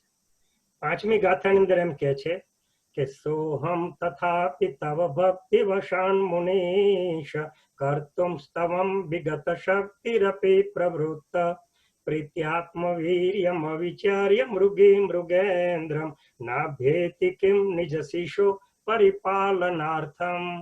જેમ કોઈ હરણીનું નાનું બચ્ચું હરણ્યું હોય, એને કોઈ સિંહ પકડ્યું હોય, તો હરણી એની માતા છે, પોતાના બાળકની રક્ષા માટે પોતાના જાનની પણ પરવા કર્યા વિના એની સિંહની સામે થાય છે. એમ હું પણ કોઈ પણ મારી શક્તિનો વિચાર કર્યા વિના હે પ્રભુ આપને સ્તુતિ કરવા માટે તત્પર થયો છું. આચાર્ય હજી પોતાની લઘુતા દેખાડે છે. 6ઠી ગાથામાં કહે છે અલ્પ શ્રુતમ શ્રુતવતમ પરિહાસ ધામ ત્વદ્ભક્તિરેવ મુખરી કુરુતે બલાન મામ યત કોકિલ કિલ મધવ મધુરમ વિરૌતિ તચ્ચારુ ચામ્ર કલિકાની કરૈક હેતુ. શું કે છે આચાર્ય માંગતુંગ સુરીજી કે આંબાની કે વસંત ઋતુની અંદર આંબાના ઝાડ ઉપર બધો મોર આવે છે, મોરકો કેરીનું પેલાનું બધાનો મોર આવે. ઈ જોઈને કોયલને એટલી પ્રેરણા મળે કે એકદમ ટહુકી ઉઠે છે. કોનો પ્રભાવ છે? મોરનો પ્રભાવ છે અને વસંત ઋતુનો પ્રભાવ છે. એમ હું આજે સ્તુતિ કરું છું એમાં આપનો જ પ્રભાવ છે અને એને લીધે જ મારા બુદ્ધિમાંથી, હૃદયમાંથી ને મારા મુખેથી બધી આપની સ્તુતિની રચના થઈને હું ગાવાનો છું. એટલે હજી પોતાની લઘુતા દેખાડે છે. 7મી ગાથામાં કે છે સંસ્તવે ન ભવ સંતતિ સન્નિબદ્ધમ પાપમ ક્ષણાત ક્ષયમુપૈતિ શરીર ભાજામ આક્રાંત લોક મલિની લમસે ક્ષમાશુ સૂર્યાંશુ ભિન્ન મિવસાર વરમંધકારમ. એટલે તો હવે આ 7, 8, 9 ને 10 આ 4 ગાથાની અંદર ભક્તામર સ્તોત્રનો મહિમા છે. કોઈને પણ પ્રશ્ન થાય કે આટલું મોટું સ્તોત્ર છે તમે શું રચના કરીને મહિમા શું છે, જે આજનો આપણો વિષય પણ છે. આપણે તો 4 ગાથાથી આગળ જવાના છીએ. 7મી ગાથામાં શું કીધું કે પ્રભુ કે હવે હું છું કેવો, પહેલી 2 ગાથામાં મંગળાચરણ કર્યું, પછીની 4 ગાથામાં પોતાની લઘુતા દેખાડી, હવેની 4 ગાથામાં ભક્તામૃત સ્તોત્રનો મહિમા દેખાડે છે. 7મી ગાથામાં કહે છે કે હવે હું તમારી સ્તુતિ કરવા તત્પર થયો છું, અને જેથી કરીને બધા પાપનો નાશ પામશે. કેવી રીતે? ઘોર અંધકાર હોય રાત્રિનો, પણ સવારે જેવો સૂર્યોદય થાય તો કેવો એક ક્ષણની અંદર એ અંધકાર જતો રહે છે, નાશ પામે છે. બસ એવી રીતે અમારા કે બધા પાપ બધા નાશ પામશે. 8મી ગાથામાં કહે છે મત્વેતિ નાથ તવ સંસ્તવનમ મયેદ મારભ્યતે તનુધિયાપિ તવ પ્રભાવાત ચેતો હરિષ્યતિ સતમ નલિની દલેષુ મુક્ત ફલ દ્યુતિ મુપૈતિ નનુદ બિંદુ. એટલે હવે પ્રભુ હું તમારી સ્તુતિ કરવા તત્પર થયો છું. આ સ્તોત્ર કેવું છે કે બધા જીવોના પાપોનો તો નાશ કરશે, પણ આ સ્તોત્ર એવું છે કે જેમ કમળ હોય એની ઉપર એક પાણીનું એવું ઝાકળનું બિંદુ પડે તો સૂર્યના પ્રકાશમાં કેવું મોતી જેવું ચળકે છે, મોતી જેવું લાગે છે. બસ એવી જ રીતે આ સ્તોત્ર પણ આપના પ્રભાવને લીધે બધા લોકોના મનના હરણ કરશે, બધાને પ્રિય લાગશે અને ખૂબ બધાને ઉપયોગી થશે. 9મી ગાથામાં કહે છે આસ્તામ તવ સ્તવ નમસ્ત સમસ્ત દોષમ ત્વત્સંકથાપિ જગતામ દુરિતા નિહંતિ દૂરે સહસ્ત્ર કિરણ કુરુતે પ્રભૈવ પદ્માકરેષુ જલજા નિવિકાશ ભાંજી. એટલે એમ કે છે કે બસ આવી રીતે તમારી સ્તુતિ કરવાથી બધા હવે હું શરૂ કરું છું, પણ તમારી સ્તુતિ તો બાજુ રહી, તમારું નામ માત્ર પણ અમારા બધા પાપોને હરણ કરશે, અમારું કલ્યાણ કરશે. કે જેવી રીતે સૂર્ય તો દૂર રહ્યો ઉગવાનો, પણ એના કિરણોથી પણ એમ કે અંધકાર નાશ પામે છે, કમળ ખીલે છે અને બધા જીવોના જીવન મળે છે. અને 10મી ગાથાની અંદર કે છે, 10મી ગાથા બહુ અદ્ભુત છે. આપણા કક્કો જે છે ગુજરાતીમાં કક ગગમ ચચ જજ ટટ ડડણ તત દદના પપ ભમાં ભ આવ્યો. ભ બહુ વપરાતો શબ્દ નથી, પણ 10મી ગાથામાં 11 વખત ભ અક્ષર વાપરો છે. નાત્યદ્ભુતમ ભુવન ભૂષણ ભૂતનાથ ભૂતૈર ગુણૈર ભુવિ ભવંતમ અભીષ્ટવંત તુલ્યા ભવંતિ ભવતો નનુ તેન કિંબા ભૂત્યાશ્રિતમ ઇહનાત્મ સમમ કરોતિ. કે પ્રભુ એમ કે તમે તમારી સ્તુતિ કરશો તો તમારે જેવા જ થશો. જગતની અંદર કોઈ માણસો દાખલો આપે છે, કોઈ માણસો કોઈ શેઠની સેવા કરે ઘણા વર્ષો, તો અંતે શેઠ એને પોતાના વેપારમાં ભાગીદાર બનાવીને પોતાના જેવો કરે છે. એટલે બહુ જ બધું કીધું છે. ત્યાર પછી ગાથા 11 ને 12 ની અંદર ભગવાનનો વૈભવ દેખાડે છે. 11 ની અંદર ભગવાનનું રૂપ ભગવાનનું એમ કે છે કે ભગવાન તમને જોયા પછી મારું મન હવે ક્યાંય જામતું નથી. કે ક્ષીર સમુદ્ર દાખલો આપે છે, ક્ષીર સમુદ્રનું પાણી પીધા પછી ખારા સમુદ્રનું પાણી કોણ પીએ? દ્રષ્ટવા ભવંત મનિમેષ વિલોકનીયમ નાન્યત્ર તોષમુપયાતિ જનસ્ય ચક્ષુ પીત્વા પયસ શિખર દ્યુતિ દુગ્ધ સિંધુ ક્ષારમ જલમ જલનિધે રસિતુમ કહી છે. કે પ્રભુ આપનું સૌંદર્ય આપણે જોયા પછી હવે મારું મન ક્યાંય બીજે ક્યાંય જામતું નથી. 12મી ગાથાની અંદર કહે છે કે પ્રભુ આપનું એટલું બધું ગુણો છે અને આપનું સૌંદર્ય એટલું બધું છે. આ જગતમાં જેટલા સુંદર પરમાણુ છે એ બધાએ મળીને જ આપણા શરીરની રચના કરી છે. એટલે કે આપણા જેવું રૂપ આ દુનિયામાં બીજા કોઈનું નથી, કારણ કે બધા પરમાણુ વપરાઈ ગયા છે. એ શાંત રાગ રુચિભી પરમાણુ ભિસ્તમ નિર્માપિત સ્ત્રી ભુવને કલલામ ભૂત તાવંત એવ ખલુપ્તે પેણ પૃથ્વ્યામાં યતે સમાન મકરમ નહીં રૂપમ અસ્તિ. ભગવાનના વૈભવનું વર્ણન કરે છે. આચાર્ય માનતુંગ સૂર્યજી ભાવ વિભોર થઈ ગયા છે. પોતાની લઘુતા, ભગવાનની પ્રભુતા અને સ્તોત્રનું મહાત્મા જોઈને પોતાના અંતરની અંદર તેવું કે છે. ત્યાર પછી ગાથા 13 થી 19 ની અંદર ભગવાનના ગુણોનું વર્ણન છે. એમ કે એની અંદર 13 ની અંદર કે છે કે પ્રભુ આપને જોયા પછી મને બીજું કાંઈ જોવું ગમતું નથી. એટલું બધું કે છે વક્ત્રમ ક્વતે સુરનરો રગ નેત્રહારી નિશેષ નિર્જિત જગત્રિત યોપમાનમ બિંબમ કલંક મલિનમ કોરાસ્ય યદ્વાસરે ભવતી પાંડુ પલાશકલ્પમ. કે ચંદ્રની સાથે તમારી ઉપમા અપાય એવું નથી, કારણ કે ચંદ્ર તો હાવ બાપડો બિચારો દિવસના હાવ ફીકો પડી જાય છે, ખાખરાના પાંદડા જેવો, પણ તમે તો એટલા બધા છો, એમ ભગવાનનું કહે છે. 14 ની અંદર કહે છે કે પ્રભુ આપના ગુણો તો ત્રણેય ભુવન અંદર વ્યાપી રહ્યા છે, અનંતા ગુણો છે, અને આખાની અંદર પોતે વ્યાપી રહ્યા છે, કે સંપૂર્ણ મંડળ શશાંક કલા કલાપ શુભ્રા ગુણાસ્ત્રી ભુવનમ તવલંઘયંતી એ સંસ્કૃતાસ્ત્રી જગદીશ્વરનાથમેકમ કસ્તાન નિવાર્યતિ સંચરતો યથેષ્ટમ. એટલે કે આપણા ગુણો પ્રભુ અગણિત છે, અનંતા છે, અને 14 રાજલોકની અંદર, ત્રણેય લોકની અંદર પૂરેપૂરા વ્યાપી રહ્યા છે. 15મી ગાથામાં ભગવાનનું નિર્વિકારપણું કે છે, વિતરાગ સર્વજ્ઞ છે ભગવાન. એટલે ભગવાનનું કે છે, ભગવાનને કે પ્રભુ, આપણે પેલા ગાથા બોલીએ, ચિત્રમ કિમત્ર યદિતે ત્રિદશાંગનાભિ નીતમ મના ગપિ મનો ન વિકાર માર્ગમ કલ્પાંત કાલ મરુતા ચલિતા ચલેન કિમ મંદરાદ્રિ શિખરમ ચલિતમ કદાચિત. કે દેવાંગનાઓ અને અપ્સરાઓ આવી આવીને આપને આગળ નાચ કરે, નૃત્ય કરે, તો પણ તમારા મનની અંદર અનંતમાં ભાગનો પણ કામ વિકાર ઉપજતો નથી. મેરુ પર્વત જેવા તમે અડોલ છો, ગમે એટલો પવન ફૂંકાય એમ કે તો પણ મેરુ પર્વતને કઈ આંચ આવતી નથી. પ્રભુ એવા તમે નિર્વિકાર છો. ઓલા મેનકા આવીને વિશ્વામિત્ર ચડી ગયા, અને બીજા એવા ઘણા દ્રષ્ટાંતો છે બધા, પણ પ્રભુ આપને તો કોઈ એવું કરી શકે એવું નથી, એટલા બધા આપણે નિર્વિકાર છો. એટલે 16મી ગાથાની અંદર કે છે કે નિર્ધૂમ વર્તિર પવર્જિત તૈલપુર કૃષ્ણમ જગત્રયમિદમ પ્રકટી કરોષિ ગમ્યો ન જાતુ મરુતા ચલિતા ચલાનમ દીપો પરત સમસીનાથ જગત પ્રકાશ.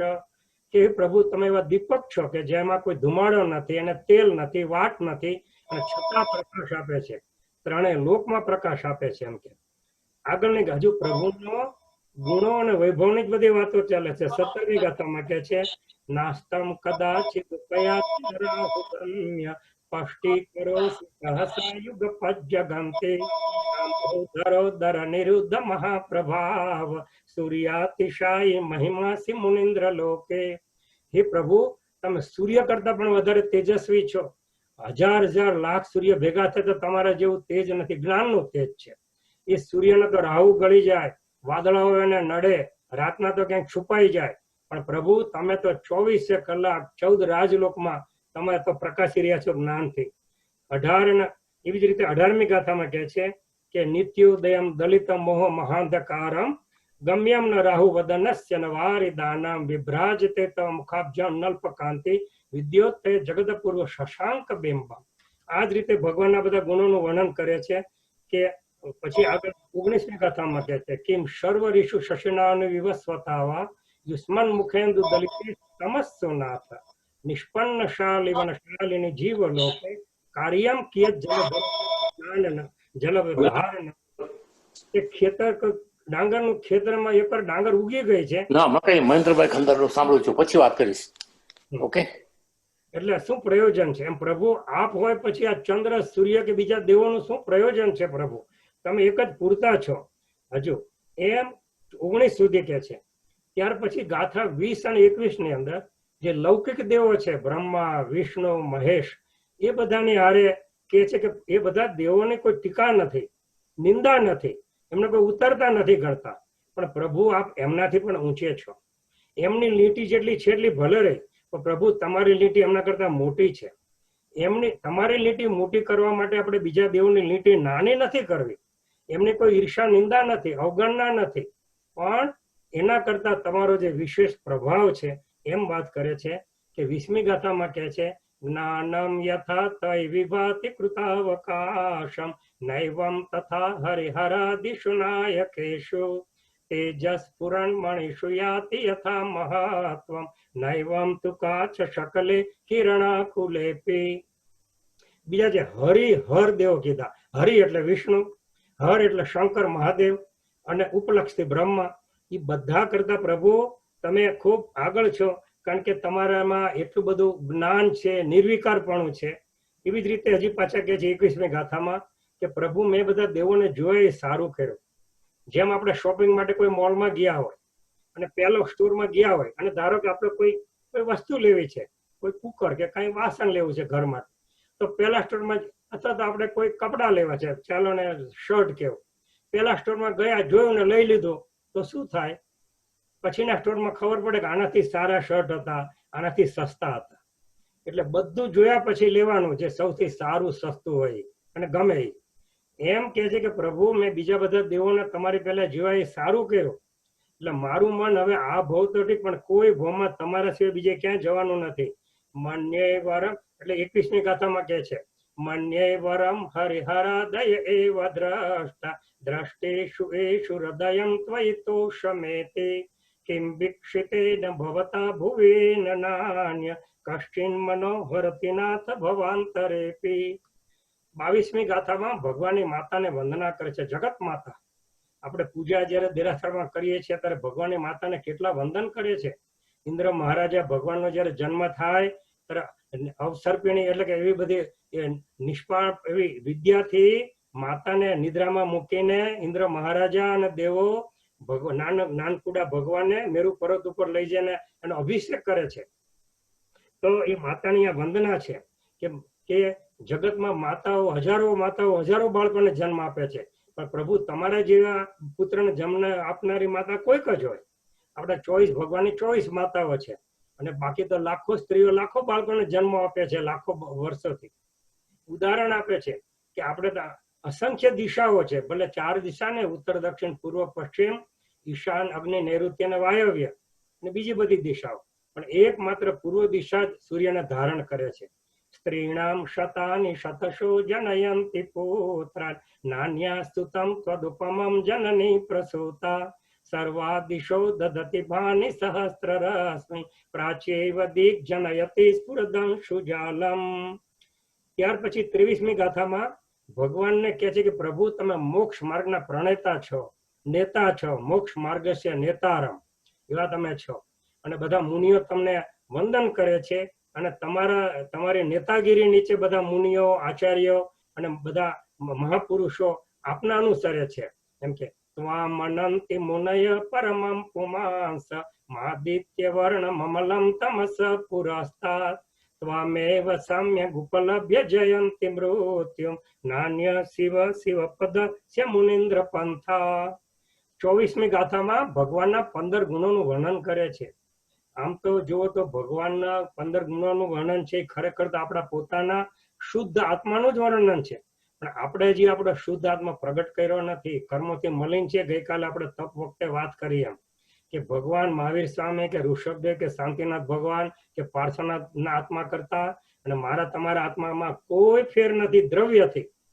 પણ અત્યારની અવસ્થામાં ભગવાનનો માર્ગ આત્મા જયારે નિર્મળ છે, કર્મ રહિત, ત્યારે આપણે વિભાવ, વિકાર, રાગ, દ્વેષ, મોહ, મિથ્યાત્વ, અજ્ઞાનથી અવરાયેલો છે, કર્મો વાળો છે, અને 4 ગતિમાં પરિભ્રમણ કરે છે.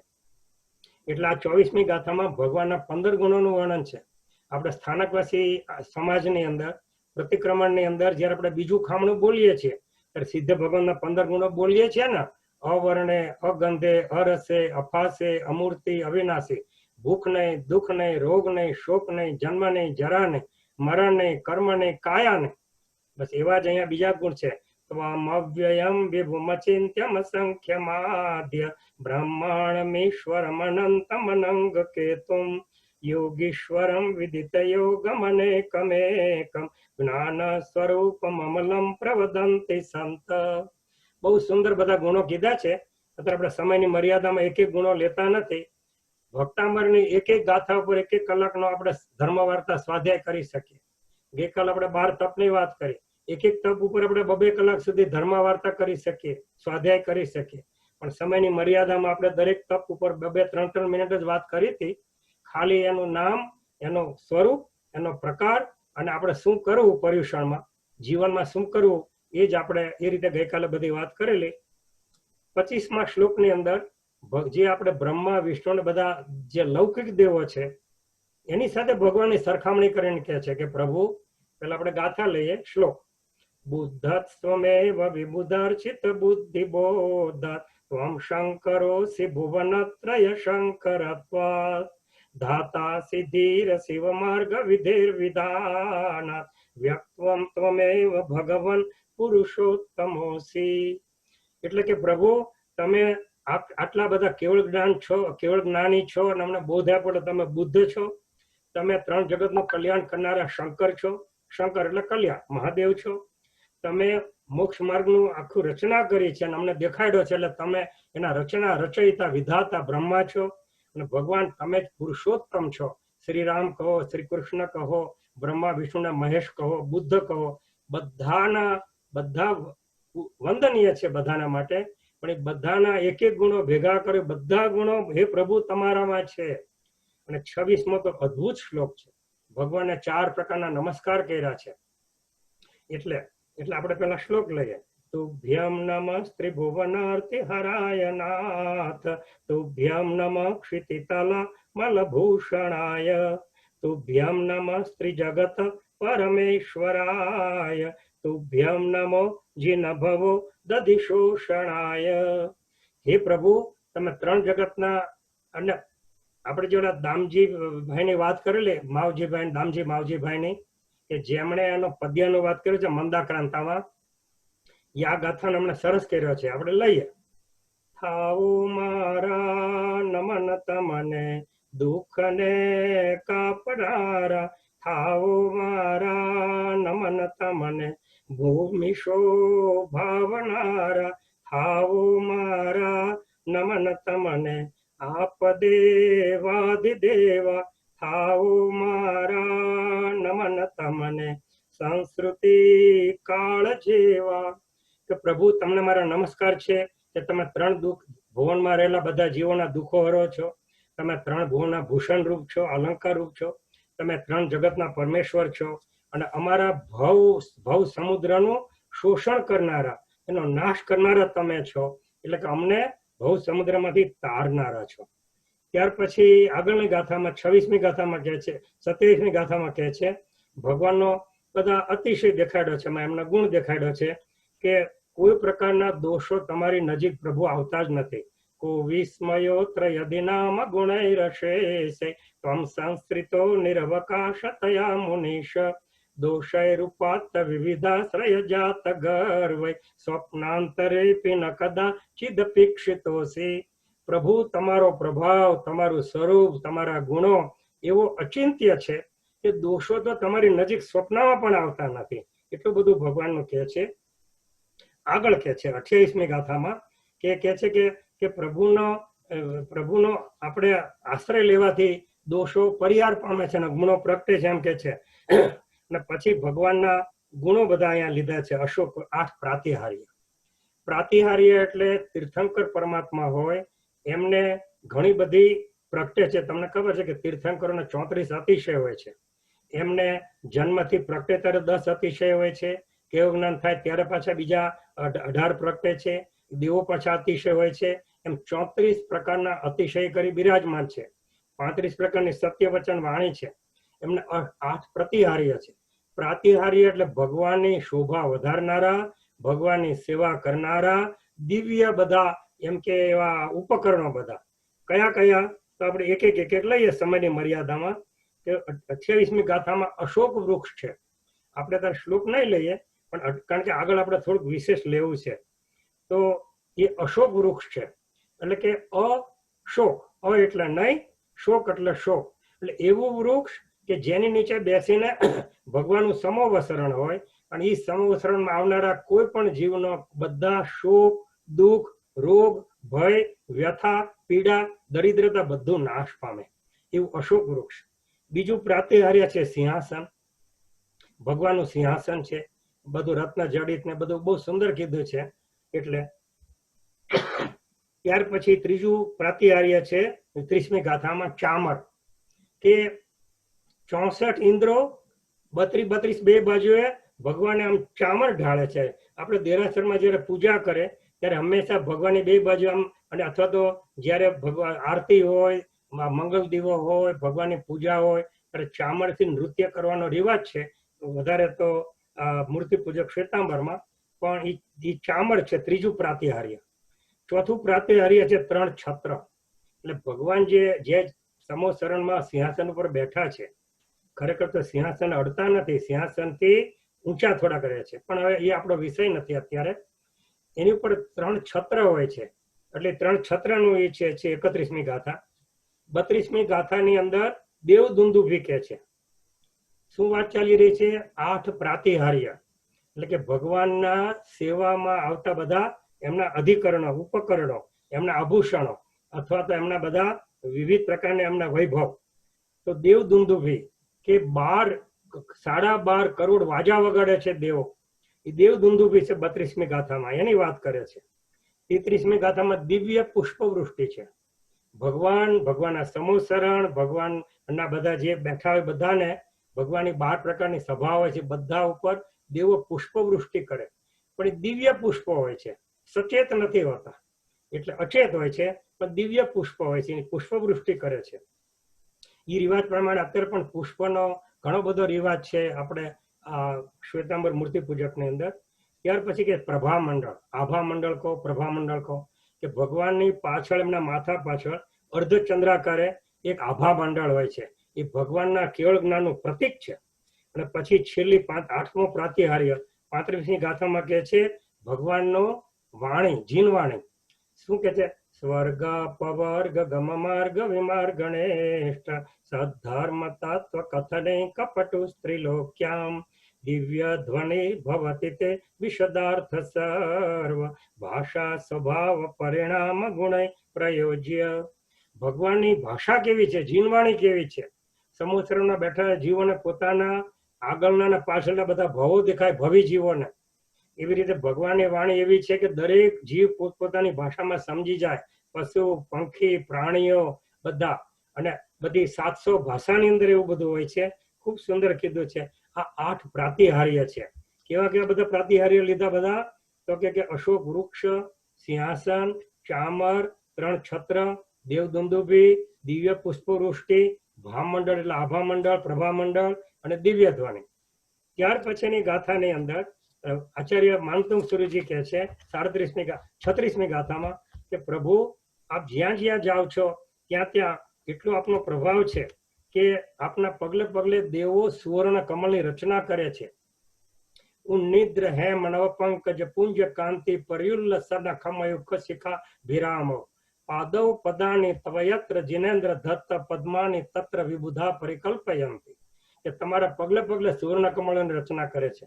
આપણે ભારતની અંદર નાસિક જે છે મહારાષ્ટ્રમાં, એ નાસિક એરિયાની અંદર એક સરસ દેરાસર આવેલું છે. અહીંયા આખી ભગવાનની આખી બધું આ પ્રતિકૃતિ અને સુવર્ણ કમળો છે. હવે પછીની જે ગાથાઓ છે બધી કે 37 બધી ગાથાઓ, 36મી ગાથા આવી ગઈ આપણે, અને 37માં પ્રભુનો અતિશય છે ધર્મનો ઉપદેશ અને સમાવસરણ. કે ભગવાનનું સમાવસરણ એવું છે કે બીજા કોઈને આવો વૈભવ થયો નથી એવું કે છે. અને ત્યાર પછીની 8-9 ગાથાઓની અંદર ભગવાન 8 ભયોનું બધું વિવરણ કરેલું છે. કે 38મી ગાથામાં હાથીના ભયથી દૂર થઈ જાય એમ કીધું છે. 39મી ગાથામાં સિંહનો ભય, 40મી ગાથાની અંદર એમ કે દાવાનળ અગ્નિનો ભય, પછીની ગાથામાં સર્પનો ભય, પછી સંગ્રામ એટલે લડાઈનો ભય, યુદ્ધનો, પછી સમુદ્રનો એટલે જળનો ભય, પછી વ્યાધિ એટલે રોગનો ભય, અને પછી બંધનનો ભય. તો એ બધી ગાથાની અંદર કીધી છે. તો 38મી ગાથામાં જયારે ગજ લીધો ત્યારે અંદર આપણે એમ એટલા માટે ભક્તામૃત સ્તોત્રનો મહિમા છે કે આ સંસારી જીવોના બધા ભય બધા નડતા હોય છે, એનાથી ગભરાતા હોય છે. કે ભગવાન જયારે કોઈ ગાંડા હાથીનો ભય લાગે એના માટેની 38મી ગાથા છે એમ કે. પણ આપણે એમ સમજવાનું કે સાધકોએ કે આપણા અંદરના જે કષાયો છે એનું રૂપક આપ્યું છે, અને હાથી છે એ માન કષાયનો રૂપક છે. માન કષાય કેવો છે? બાહુબલીજીએ તપ આટલું કર્યું. ગઈકાલે આપણે તપની વાત કરી હતી, પણ તપમાં કષાય ન હોવો જોઈએ, પણ બાહુબલીજીને કષાય હતો. એટલે શું થયું હતું બાહુબલીને? ઘોર ભયંકર વન વગડામાં બાહુબલી ધર ધ્યાન, અંતરમાં અભિમાન ભર્યું ને માગે કેવળ જ્ઞાન. રાજપાટનો ત્યાગ કીધો ને તજી દીધો પરિવાર, એક જ ક્ષણમાં સાધુ થયા ને છોડ્યો આ સંસાર. બધું તજ્યું પણ ના ભૂલાયું માન અને અપમાન. અંતરમાં અભિમાન ભર્યું ને માગે કેવળ જ્ઞાન. ઈ જયારે ઋષભદેવે બ્રાહ્મણીસુંદરીને મોકલા કે તમે અભિમાન રૂપી હાથી ઉપરથી નીચે ઉતરો, અને એમને જયારે ભાન થયું અને એક ડગલું ભર્યું તો કેવું જ્ઞાન થયું. તો એ હાથીનો ભય નિવારવા માટે 38મી ગાથા છે. સિંહનો ભય, સિંહ એટલે અહીંયા ક્રોધનું સ્વરૂપ, તો સિંહના માટે 39મી ગાથા છે. 40મી ગાથાની અંદર પાછો ત્રીજો ભય આપ્યો છે દાવાનળનો, અગ્નિનો ભય. આપણે સંસારી જીવન બધા ભય હોય છે, પણ આપણા કષાયનું રૂપક છે. કષાય અંદર કે માયાજાળ, કે જેમ અગ્નિ ફેલાઈ જાય દાવાનળ, એમ માયાજાળ પણ વિસ્તરેલી છે આપણા જગતમાં અને જીવનની અંદર. તો એ ભય દૂર કરવા માટે 40મી ગાથા છે. 41મી ગાથા છે સર્પનો ભય નિવારવા માટે છે. અને સર્પ એટલે અહીંયા લોભનું સ્વરૂપ છે. આપણે ત્યાં લોકોમાં જાણીતી વાત છે કે કોઈ બહુ લોભી હોય અને જ્યારે એનું પછી મૃત્યુ થાય અને મરીને મણિધર થાય ને પોતાની તિજોરી પાસે જ રહે આજુબાજુ, એટલે એ લોભનું સ્વરૂપ છે. એટલે આપણા લોભ કષાયનો, એટલે ભક્તામરની આ ગાથા લોભ કષાયના માટે છે. ત્યાર પછી 42મી અને 43મી ગાથા જે છે એ સંગ્રામ, એટલે 42મી ગાથાની અંદર યુદ્ધમાં જીતવા માટે છે, અને 43મી ગાથાની અંદર કોઈ જાતનો પરાજય ન થાય એના માટે છે. ગમે તેવો બળવાન રાજા હોય, શત્રુ પક્ષ હોય, એના પાસે ગમે એટલી બળવાન બધા યોદ્ધાઓ હોય, પણ જો ભગવાનનું નામ લીધું હોય ભગવાનના શરણ, તો એની ઉપરથી આપણા અંદરથી શું સમજવાનું? તો સંગ્રામ એટલે આપણો જીવન સંગ્રામ. અનાદિકાળથી હું તમે આપણે કર્મ સાથે સંગ્રામ કરતા આવ્યા છીએ, એની અંદર આપણને ભગવાન જીતાડે. એટલે કે કર્મોની સામે આપણને ભગવાન રક્ષણ આપીને આપણને જીતાડે, એટલે કે આપણો કર્મો દૂર થઈને આપણે પરંપરાએ કાળક્રમે મોક્ષ પામીએ એમ કે. તો સંગ્રામનું આપ્યું છે. ત્યાર પછી 44મી ગાથાની અંદર સમુદ્રનું ઉપમા આપી છે કે સમુદ્રમાં ગમે એવા બધા જળચરો હોય, ગમે એવા, તો એ જળચર હોવા છતાં પણ, તો અહીંયા પણ એની ઉપમા બધી એવી રીતની લીધી છે કે સમુદ્રની ભવ સમુદ્રની અંદર પણ આપણને આવા બધા કષાયો બહુ જ નડતા હોય છે. 4 મુખ્ય કષાય, ક્રોધમાન માયાલોભ, અને 9 નો કષાય, હાસ્ય રતિ અરતિ ભય શોક જુગુપ્સા, અને 3 વેદ. તો એના માટે પણ એ આ ગાથા છે. 45મી ગાથામાં રોગ માટેનું કીધું છે કે ઉદ્ભૂત ભીષણ જલોદર ભાર ભોગના શોચ્યામ દશામ ઉપગતા ચિત્ત જીવિતાશા. તો પાદ પંકજ રજ મૃત દીહા મત્યા ભવંતી મકર ધ્વજ તુલ્ય રૂપા. હે પ્રભુ, ગમે તેવો રોગ થયો હોય પણ આપના શરણે આવ્યા હોય, એનું તો આપની ચરણ જ લેવાથી એને રોગ તો જતો રહે અને કામ દેવા જેવા થઈ જાય. તો આની પરથી રૂપક એમ લેવાનું આપણે કે આપણને બધાને ભવરોગ લાગુ પડ્યો છે. ભવનો રોગ એટલે આપણે એક પછી એક ભાવ કરીએ છીએ, 4 ગતિમાં ભટક છીએ, 84 લાખ યોનિમાં પરિભ્રમણ છે, 14 રાજલોકની અંદર છે, 24 દંડકની અંદર છે. તો એ ભય દૂર કરવા માટે પ્રભુની ચરણ રજ લઈએ તો આપણે કામદેવ જેવું રૂપ થાય, એમ ગાથાના શ્લોકમાં કીધું. પ્રભુની ચરણ રજ એટલે તેમની આજ્ઞા, તેમનો ઉપદેશ, તેમનું શરણ, તેમનું આશીર્વાદ. અને કામદેવ રૂપ એટલે આપણા રોગથી નાશ, એટલે કે આપણે આપણું શુદ્ધ મૂળ, શુદ્ધ, હમણાં બેને પદ લીધું હતું કે હું છું આત્મા પરમાત્મા, એમ કે દેહ મારો નહીં, હું પણ દેહનો નહીં, એ પ્રમાણે આપણું રૂપ થઈ જાય. એમ કે 46મી ગાથાની અંદર બંધનની વાત કરે છે કે સંસારી જીવોને બંધનનો ભય હોય, પછી જેલનું બંધન હોય, કે અહીંયા આચાર્ય માનતંગ સૂર્યજીને 48 બેડીઓ લાગી હતી, તાળા. તો અહીંયા રૂપક એવું કે ભગવાનનું નામ લેવાથી એમના તો બધા તાળા ખુલી ગયા. પણ એ તો બહારની ભૌતિક વાત છે. ખરેખર તો વાત એમ છે કે આચાર્ય માનતુંગ સુરજીના ભવના બંધનો તૂટી ગયા, કર્મો છૂટી ગયા, તૂટી ગયા અને પોતે મુક્ત થઈ ગયા. એવી જ રીતે અંદર રૂપક એવું છે કે મને ને તમને બધાને ભવનું બંધન છે, 8 કર્મનું બંધન છે, 4 ઘાતી કર્મ, 4 અઘાતી કર્મ, અથવા તો અનંત કર્મો. એ કર્મના બંધનો તડ કરતા તૂટી જાય જો આપણે ભગવાનનું યથાર્થ રીતે ખૂબ ભક્તિભાવથી એમનું શરણું લઈએ, એમની આજ્ઞામાં રહીએ, એમનો ઉપદેશ આપણા જીવનમાં અવધારીએ. 47મી ગાથામાં 8 ભયને ભેગા લઈ લીધા છે.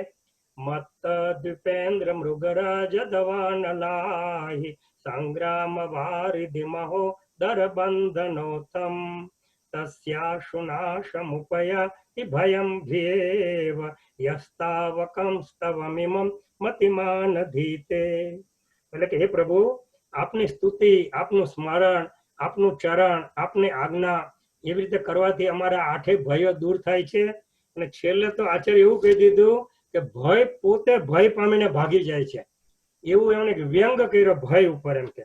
અને છેલ્લી 48મી ગાથામાં કહે છે કે હે પ્રભુ, આપણે બોલીએ સ્તોત્ર સ્ત્રજમ તવ જિનેન્દ્ર ગુણૈર્નિબદ્ધમ ભક્ત્યા મયા રુચિર વર્ણ વિચિત્ર પુષ્પમ ધત્તે જનો ય ઇહ કંઠ ગતામજસ્ત્રમ તમ્માન તુંગમવશા સમુપૈતિ લક્ષ્મી તમ્માન તુંગમવશા સમુપૈતિ લક્ષ્મી. હે પ્રભુ, તમારા ગુણ રૂપી મોતીથી મેં આ માળા બનાવી છે, ભક્તામૃત સ્તોત્ર રૂપી. એ માળાને જે કોઈ જીવ કંઠમાં ધારણ કરશે, એટલે કે આપના ગુણોને ધારણ કરશે, આપના ગુણો સમજશે, ઓળખશે, એનું વંદન કરશે અને પોતાના જીવનમાં ઉતારવાનો પ્રયાસ કરશે, એને મોક્ષરૂપી લક્ષ્મી સહેજે સહેજે વગર કીધે મળશે. એમ બહુ જ સુંદર રીતે એમને પૂરું કર્યું છે. અને આપણે અંદર એમ સમજ્યું કે આ ભક્તામૃત સ્તોત્રમાં બધું વ્યવહારથી આપણને ઘણું બધું થાય, પણ એ તો ઉત્કૃષ્ટ નિમિત્ત છે. મૂળ એટલે વ્યવહારથી આપણે એવું કહીએ આમ કરવાથી હાથીનો ભય જાય, અગ્નિનો ભય જાય, રોગનો ભય જાય, બરાબર છે. પણ નિશ્ચયથી જ્યારે આપણે પરમાત્માની ભક્તિ કરીએ ત્યારે આપણે ઉત્કૃષ્ટ પુણ્ય બંધ થાય. ઉત્કૃષ્ટ પુણ્ય બંધથી આપણા કર્મનું સંક્રમણ થાય, આપણે કર્ણાનુયોગના નિયમો પ્રમાણે, અને આપણા બધા ઉપદ્રવ, ભય, સંકટ, વિઘ્ન દૂર થઈ જાય. ભગવાન દૂર કરતા નથી, ભગવાન તો વિતરાગી છે. અને ભગવાનના રક્ષક શાસન દેવદેવીઓ જો આપણું યથાર્થ પુણ્ય હોય તો મદદ કરતા હોય છે. એટલે આ ભય મુક્ત થવા માટે ભવ ભય હરણ કીધું છે આ ભક્તામૃત સ્તોત્રને એમ કે. એટલે જીન ભક્તિ આધ્યાત્મિક વિકાસ સાધવાનું એક મંગલ પ્રસ્થાન છે. આત્મગુણો પ્રગટાવવા એ આપણા આધ્યાત્મિક વિકાસનો હેતુ છે. આખું આ ભક્તિ પ્રધાન સ્તોત્ર છે. અને જેટલી ભગવાનની આપણે ભક્તિ કરીએ, ભગવાનના ગુણોનું આપણે અવધારણ કરીએ, એમના ગુણો ઓળખીએ અને ભગવાનનું આપણે આવી રીતે સ્તવન, સ્તુતિ અને પૂજા કરીએ, તેમ આપણા ભાવો નિર્મળ થાય, આપણો આત્મા નિર્મળ થાય, આપણા કર્મો હળવા થાય અને કાળક્રમે આપણે પણ ભગવાન જેવા થઈ જઈએ.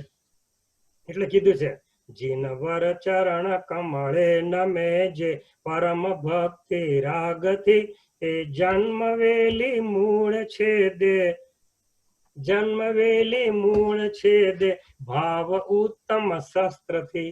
જીનવર ચરણ કમળ નમે જે પરમ ભક્તિ રાગથી તે જન્મવેલી મૂળ છેદે ભાવ ઉત્તમ શસ્ત્રથી. આની અંદર શાંત રસ છે આખો, પણ એની સાથે સાથે અહીંયા આચાર્ય ભગવંતે જીવનની અસારતા, સંસારની નશ્વરતા, નિર્વેદની મુખ્યતા, આરાધ્ય દેવ આપણા વિતરાગ પરમાત્મા પ્રત્યેની અખૂટ શ્રદ્ધા, વિરક્તિ, શરીરની ક્ષણભંગુરતા, કર્મ નિર્જરા, તપ અને શ્રમ, ઘણું બધું અંદર એમને વણી લીધું છે. અને આવી રીતે આપણા ઉપર ખૂબ અનંત ઉપકાર કર્યો છે. છેલ્લે કહે છે આચાર્ય કે જે કોઈ ભવ્ય જીવ આ સ્તોત્રનું નિયમિત પારાયણ કરશે, અર્થાત તેનો ઉત્તમ ભાવથી પાઠ કરશે, એ મુક્તિરૂપી લક્ષ્મીને અવશ્ય પામશે. એ આ સ્તોત્રની ફલશ્રુતિ છે. ભક્તામરની ભક્તિ કરવાથી જીવ શિવ બને છે, નર નારાયણ બને છે અને ભક્ત ભગવાન બને છે.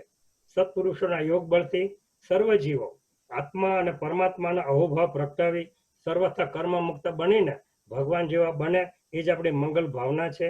જીવના આજ્ઞાથી કંઈ વિરુદ્ધ બોલાયું, લખાયું કે સમજાયું હોય અને કોઈ પણ પ્રકારના અવિનય ભક્ત અસાધા થઈને દોષ લાગ્યો હોય મને તમને, તો અનંત હરિથી કલિપ્રભુની શક્તિ મને તમને તત્સમ ઈચ્છાને દુકડમ. આપણી પાસે 4-5 મિનિટો છે. દીપાલીબેનને વિનંતી કરી કે કોઈને કઈ નાના 2-3 સવાલો હોય તો આપણે લઈ શકીએ. અને બિફોર આપણે સવાલ જવાબના એમાં જઈએ, અંકલ મારે ખાસ કહેવું હતું કે અમારા ધન્યવાદ છે. ઓછો ધીમો અવાજ આવે છે બેન.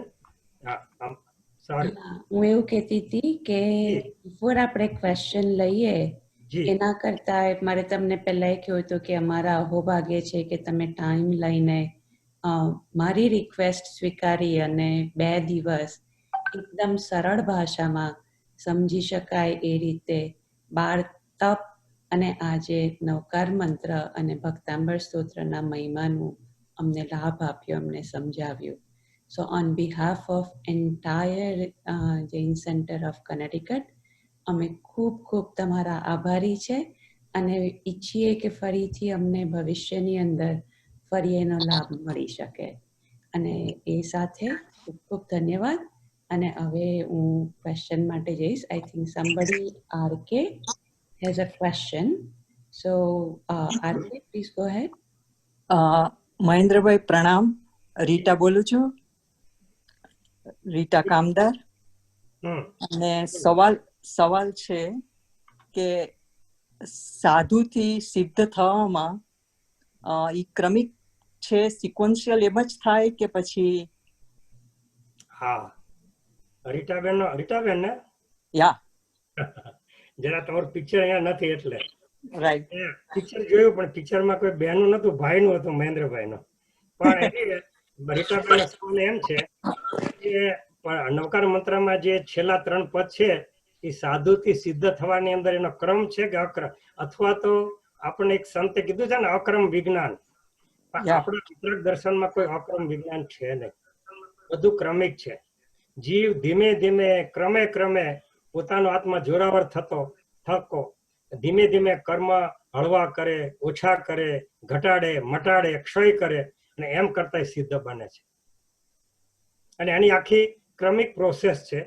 એ આખી એની માટેની પાત્રતા, એની આરાધના, એના માટેના બધા સાધનો અને એની કેવી રીતે બધું કરવું, બધું આપણા શાસ્ત્રોમાં બહુ સારી રીતે કીધું છે. આમ તો પર્યુષણની આપણી આરાધનાથી આપણા કર્મો હળવા થાય જ છે. એ પણ એમ જ માનો ને કે આખું પર્યુષણ મહાપર્વ, એની આરાધના એ જીવમાંથી શિવ થવાની અને એમ કે સાધુમાંથી સિદ્ધ થવાની, અથવા આપણા જેવા હોય એમાંથી આગળ જવાની બધી એ જ પ્રક્રિયા છે. એટલે સાધુમાંથી પછી ઉપાધ્યાય ને અરિહંત ને ઉપાધ્યાય આચાર્ય થવું પડે કે સીધા જઈ શકાય? સાધુમાંથી સીધા અરિહંતે થવાય અને સીધા સિદ્ધ પણ થવાય. Okay okay. ગુરુદેવ માતા જુઓ તમે, કઈ એ તો મુનિએ નહોતા થયા, આપણે વાત કરી હતી આગળ, તમે જોજો આગળ હમણાં સ્વાધ્યાયમાં કે ઉપાધ્યાય અને આચાર્યથી સંઘની વ્યવસ્થા માટે છે.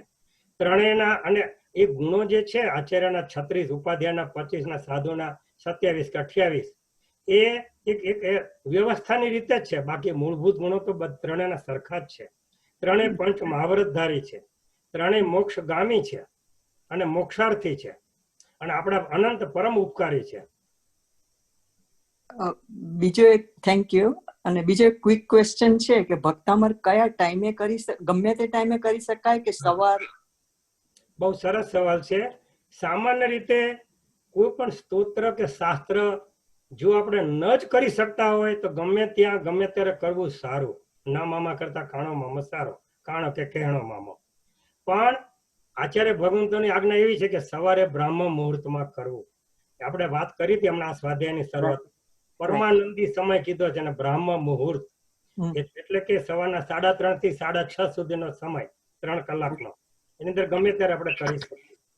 બરાબર. અને એની થોડીક મર્યાદા, શુચિ હોવી જોઈએ, પવિત્રતા અને સ્વચ્છતા હોવી જોઈએ. એટલે બહેનો માટેની અમુક મર્યાદા કીધી છે, પણ એમાં બીજો કોઈ બાધ નથી દ્રવ્ય ક્ષેત્ર કાળ ભાવનો.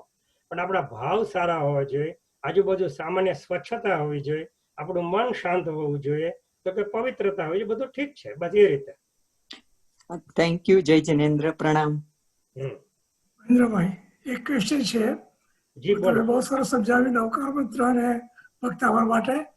હવે નવકાર મંત્ર જયારે જાપ કરીએ છીએ આપણે, ત્યારે આપણે નમો હરિહંતાણા બોલીએ છીએ અને ઘણા પંડિત આપણે ઇન્ડિયામાં હળવો હરિહંતાણા બોલે છે.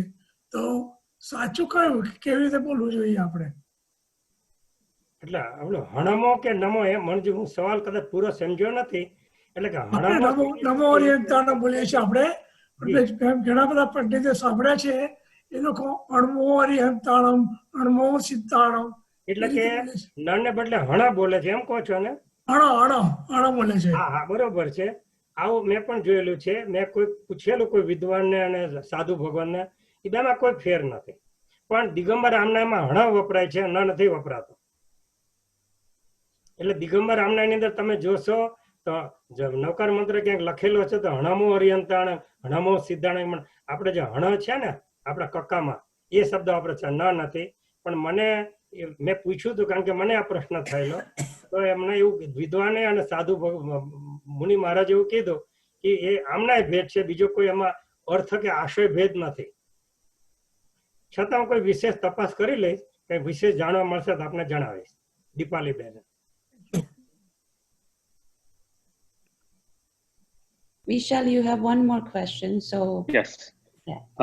મહેન્દ્રભાઈ, વિશાલ હરિયા વાત કરું છું. ખૂબ ખૂબ આભાર, તમારો લેક્ચર સાંભળીને ખૂબ આનંદ થયો. મારો ક્વેશ્ચન આમ સરળ છે, પણ પહેલાથી માફી માંગુ છું, થોડો જુદો છે સવાલ મારો. મારો સવાલ છે, આ ભક્તામર સ્તોત્રની મહિમા અપરંપાર છે. આપણે એ કેવી રીતે સાચવી શકીએ કે આપણા છોકરાઓને અને આવતા જે બધા ચિલ્ડ્રન બધાને છે એ લોકોને આપણે સાચી સરળતાથી સમજાવી શકીએ. આમ તો શ્લોકમાં છે, જેને એ ભાષા નહીં આવડતી હોય તો એ ખોવાઈ જશે, આપણે બધા ભૂલી જશું એને.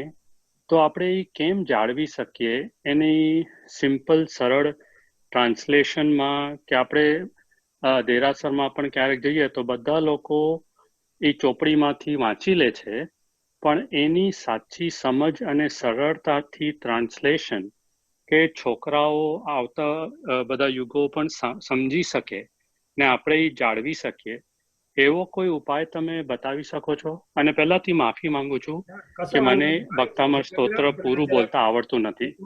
બહુ સરસ કીધું તમે, ક્લિયર છે બધું.